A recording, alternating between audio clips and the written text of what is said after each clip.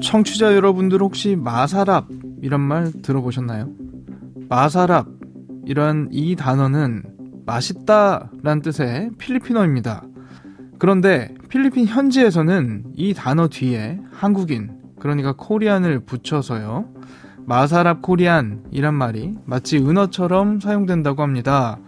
마사랍 코리안, 과연 어떤 뜻을 담고 있을까요? 여보세요? 당신이에요? 당신의 남편은 지금 우리 손에 있다. 당신의 남편을 구하고 싶은가? 네, 하란 대로 할게요. 제발 목숨만 살려주세요. 어떻게 하면 될까요? 당신 남편의 몸값은 500만 페소다. 500만 페소. 준비할 수 있나? 500만 페소면 1억 좀 넘는 건데 준비할게요. 우리 남편 목숨만 살려주세요.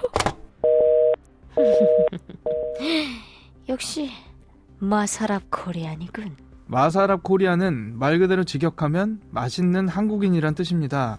필리핀 일각에선 한국인을 상대로 범죄를 저지르면 한국 정부가 적극적으로 나서지도 않고 돈도 많이 벌 수 있다는 인식이 퍼져 있다고 하죠. 정말 소름 끼치는 일이 아닐 수 없는데요. 아마도 한인을 상대로 한 필리핀 현지의 강력범죄는 늘어가는데 제대로 된 처벌을 받는 사람은 거의 없다는 점, 이게 한몫하는 거 아닐까요? 필리핀 현지 경찰이 한국인 사업가를 살해한 혐의로 무기징역이 선고됐습니다. 사건이 일어난 지 6년 7개월 만에 내려진 첫 법적 판단입니다. 2016년 한인 사업가 지익주 씨를 납치해 살해한 필리핀 전직 경찰관과 정보원에게 사건 발생 6년여 만에 1심 재판에서 무기징역이 선고됐습니다. 2012년 이후 필리핀에서 발생한 한국인 살인사건 총 57건의 사망자 수는 63명입니다. 그런데 정식 재판을 통해 실형이 선고된 건 이 사건이 처음이라고 하죠. 도대체 어디서부터 잘못된 걸까요? 오늘 사건 엑스파일에서 이 사건 자세히 짚어보겠습니다.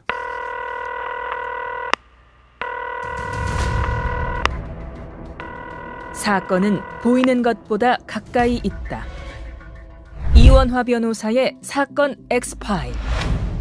안녕하세요. 이원화 변호사의 사건 엑스파일 이원화입니다. 오늘도 로엘 법무법인 남채은 변호사와 함께합니다. 변호사님 어서 오세요. 안녕하세요. 로엘 법무법인 남채은 변호사입니다.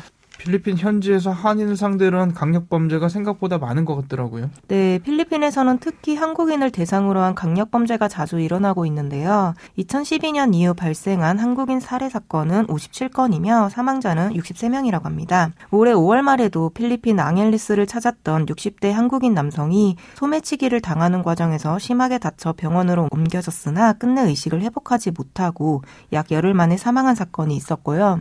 작년 11월에는 필리핀 앙헬레스 거리에서 무장한 강도 2명이 한국인 남성의 복부를 찌르고 지갑을 훔쳐 달아나 중상을 입은 사건이 있었습니다. 그런데 문제는 제대로 된 처벌을 받는 경우가 썩 없다는 건데, 오늘 자세히 살펴볼 이 사건 같은 경우 2016년에 필리핀에서 발생한 살인사건입니다. 네, 지난 2016년 10월 18일 필리핀 앙헬레스 자택에서 한국인 사업가 지익주 씨를 납치 후 살해한 사건인데요.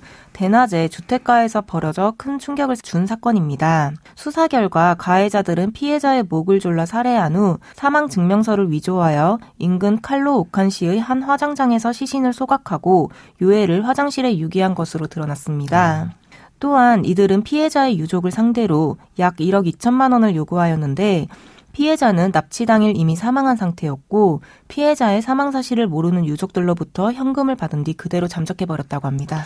이 피해자의 경우 현지에서도 굉장히 평판이 좋았던 사업가였다고 하더라고요. 네, 맞습니다. 피해자는 작은 인력 파견업체를 운영하던 평범한 사업가였는데 평소 직원들이 아프다고 하면 약을 사다 주고 배고플까 봐 음식을 사다 주기도 하는 등 직원들에게나 가족들에게나 자상한 사람이었다고 합니다. 피해자의 직원들은 피해자가 불법적인 일을 할 사람이 아니라고 하였고 지인들 역시 입을 모아 피해자가 주변에 원한을 살 만한 사람이 아니라고 하면서 안타까워했습니다. 어쨌든 납치 사건이니까요. 필리핀 경찰이 수사에 들어갔을 것 같거든요. 어땠습니까? 피해자가 납치당한 장소는 주거 지역으로 CCTV와 목격자들이 있었기 때문에 피해자의 가족들은 필리핀 경찰 납치전담반에 신고 후 수사를 요구했습니다. 그러나 필리핀 경찰은 가족들에게 기다리라고만 하고 수사가 전혀 진행되지 않았다고 합니다. 피해자의 아내는 피해자를 찾기 위해 직접 통역사와 사설탐정, 변호사 등을 고용하여 온갖 치안기관을 수색했습니다.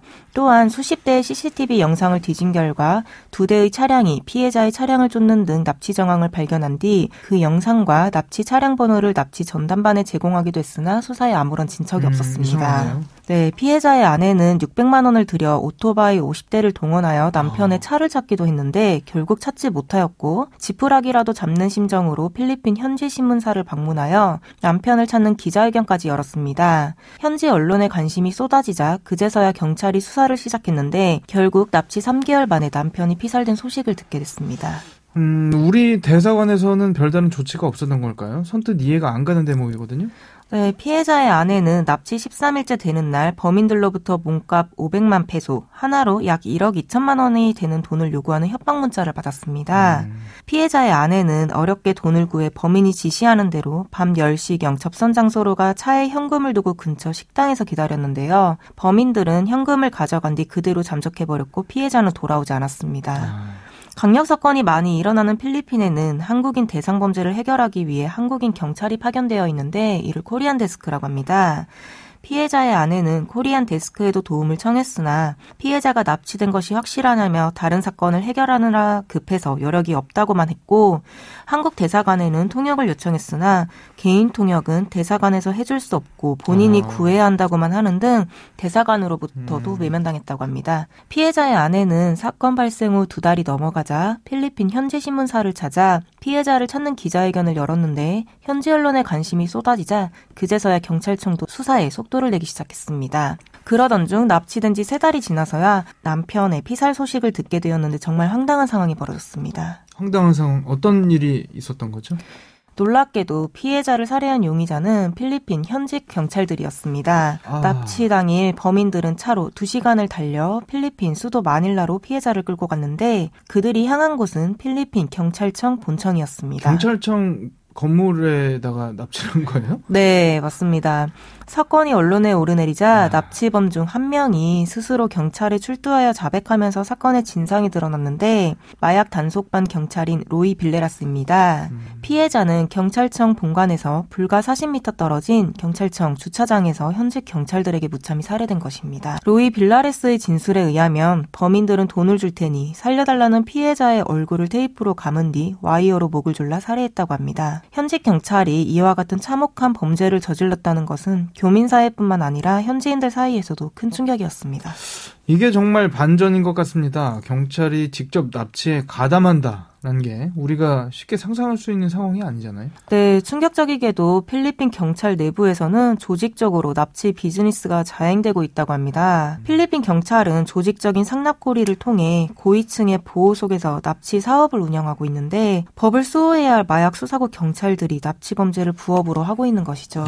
필리핀은 소위 세럽범죄로 악명 높은 곳인데요. 이는 무고한 사람을 함정에 빠뜨린 후 석방을 대가로 금품을 요구하는 방식의 범죄입니다. 이 사건의 경우에도 필리핀 현직 경찰들이 마약 단속을 빙자해 피해자의 집에 침입한 후 마약 범죄 연루 혐의로 돈을 뜯으려 했으나 피해자가 반발하며 저항하여 계획에 차질이 생기자 범죄를 은폐하기 위해 살해를 한 것으로 추측하고 있습니다. 더욱 끔찍한 것은 피해자는 납치 당일 이미 사망했던 것으로 드러났는데 납치범들은 피해자를 살해한 후 전직 경찰관이 운영하는 화장시설로 시신을 들고 갔고 이름과 사망 사유 모두 거짓으로 기재한 사망 확인서를 위조하여 유족의 동의도 없이 화장한 후 화장시설 직원에게 유골을 장례식장 화장실에 버리도록 지시한 겁니다. 당시 언론에도 보도되고 문제가 커지면서 필리핀 대통령까지 나서서 이 문제 거론했던 걸로 아는데 그래도 큰 진전은 없었던 것 같더라고요.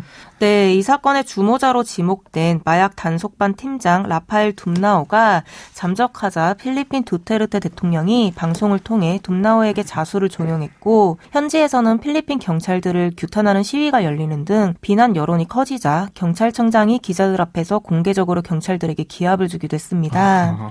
그러나 이는 모두 보여주기식이었고 두테르테 대통령은 사태 수습에 나서 피해자의 아내를 직접 만나 사과 후 강력한 처벌을 약속하기도 했는데요. 불과 몇 주 후 한국 조직폭력배들이 필리핀 경찰을 고용해서 피해자를 납치했다고 주장하며 무고한 한국인들을 체포하기 시작하여 필리핀 정부가 사건을 축소하는 것이 아니냐는 의혹이 불거지기도 했습니다. 앞서 이야기해 주신 상황들을 종합해보면 혼자 벌인 일은 아니고 뭔가 조직적으로 이루어진 일처럼 보이긴 하거든요. 이 일당들이 다 재판에 넘겨졌습니까? 어떻습니까? 네, 경찰 당국의 용의자에 오른 인물은 필리핀의 전 현직 경찰 등 총 8명이었는데 그중에는 국가수사청 고위직 간부도 있었으나 대개 증거 불충분으로 풀려났고 최종적으로 4명만이 인질강도, 살인, 차량 절도 등 혐의로 최종 기소됐습니다. 이후 약 5년 8개월간 84차례에 걸쳐 심리가 진행되는 가운데 경찰청 마약 단속국 팀원인 로이 빌레가스는 국가 증인으로 채택돼 2019년 1월에 석방됐고 화장장 소유주인 헬라르도 산티아고는 코로나19로 사망했으며 마약 단속국 소속 경찰관 산타 이사벨과 국가수사청 정보원 제리 오물랑만이 1심에서 무기징역을 선고받았습니다. 그러나 핵심 용의자로 지목된 경찰청 마약 단속반 팀장 라파엘 둠나오는 결국 무죄를 선고받았습니다. 형량이 적게 나온 게 아니라 아예 무죄를 받았다고요? 네, 맞습니다. 검찰은 주모자로 지목된 라파엘 둠나오가 무죄 판결을 받자 판사의 중대한 재량권 남용이 있다며 항소했는데 필리핀 마닐라 항소법원은 둠나오가 피해자의 납치, 살인 등을 공모한 혐의가 합리적 의심의 여지 없이 유죄로 인정된다며 무죄를 선고한 1심을 파기하고 가석방 없는 무기징역을 선고했습니다. 필리핀에서는 1심에서 무죄 판결이 나온 피고인을 상대로 판사의 중대한 재량권 남용이 있을 경우에만 항소가 인정되는데 2심 재판부가 이를 인정한 것은 이례적이라고 합니다. 더욱이 필리핀에서는 통상 항소심 판결이 나오기까지 2년 이상의 시간이 걸리는데 1심 무죄 판결을 뒤집은 것은 물론 항소 이후 1년도 안 되는 기간에 2심 판결이 나온 겁니다. 2016년에 발생한 사건이기 때문에 정말 늦은 감이 있습니다만 그래도 가석방 없는 무기징역을 받았다니 그나마 다행이라는 생각이 드네요. 네, 피해자 가족 역시 둠나오의 유죄 판결 소식에 기쁨을 감추지 못했는데요. 다만 둠나오 측이 항소 재판부에 재심을 신청한 뒤 기각되면 대법원에 상고할 것이 예상되므로 계속해서 필리핀 관계 기관에 협조를 요청하면서 지켜보고 있는 상황입니다. 필리핀 국가배상 이야기도 나오는 것 같던데 이 부분 가능하다고 보십니까? 필리핀 법률상 국가상대 소송은 정부 동의가 필요한데 우리 정부가 미온적인 태도를 보이고 있어 사실상 국가배상이 요원합니다. 2010년경 필리핀에서 전직 경찰관에 의해 홍콩인 8명이 사망했을 당시 홍콩은 정부 측에서 전방위적인 외교적 압박을 가해 필리핀 정부로부터 사과와 배상금을 받아낸 사례가 있는데요. 우리나라 정부가 적극적으로 나서지 않는다면 국가배상은 쉽지 않다고 보입니다. 그런데 앞서도 잠시 이야기했습니다만 필리핀에서 한인을 상대로 한 강력범죄가 늘고 있음에도 불구하고 재판에 넘겨져서 제대로 처벌받는 경우가 거의 없다시피 하다는 거 아닙니까? 이게 어떻게 가능한 거죠? 우리 정부가 수사나 재판에 전혀 참여를 할 수가 없는 상황인가요? 어떤 허점들이 있는 겁니까? 필리핀에서 이와 같은 범죄가 일어나면 남은 가족들도 타겟이 되어 살해 위협을 받는 경우가 많다고 합니다. 우리나라는 수사기관에서 수사 후 기소를 하는 것과 달리 필리핀에서는 피해자가 기소하지 않으면 재판이 진행되지 않고 기각되기 때문에 돈과 권력이 있는 범죄자들은 장기간 재판을 끌다가 거의 보석으로 풀려나고 피해자들은 신변 위협으로 재판을 시작할 엄두도 못 내거나 재판 중 사망하여 기각되는 경우가 많다고 합니다. 우리나라 형사조력법에 의하면 해외에서 범죄 피해를 입은 경우 변호사 및 통역인 명단만 제공하도록 되어 있고요. 이 사건 발생 이후 우리 정부는 필리핀에 우리 사법권이 미치지 않는 한계가 있다고 하면서 사법부 고위인사 면담 등을 통해 공정한 조사를 요청해 왔다고 한 바 있으나 이마저도 제대로 이루어지지 않았습니다. 홍콩의 경우 정부가 적극적으로 나서 국가배상까지 받은 것과 비교하면 우리 외교부의 대응은 굉장히 미온적이라고 평가되고요. 사실상 실질적인 조치는 이루어지지 않은 것으로 볼 수 있습니다. 이와 같은 사건을 단순히 개인 대 개인의 사건으로 바라볼 것이 아니라 한국 정부 역시 자국민이 피해를 입었을 때 적극적으로 나서 강력한 외교적 대응을 통해 자국민을 보호해야 하는 것이 아닌가라는 생각이 듭니다. 사건 엑스파일 오늘 저희가 준비한 내용은 여기까지입니다. 끝곡으로 로버타 플렉의 Killing Me Softly with His Song 들려드리면서 이 시간 마치겠습니다. 여러분은 모두 변호받아 마땅한 사람들입니다. 사건 엑스파일 여러분 고맙습니다.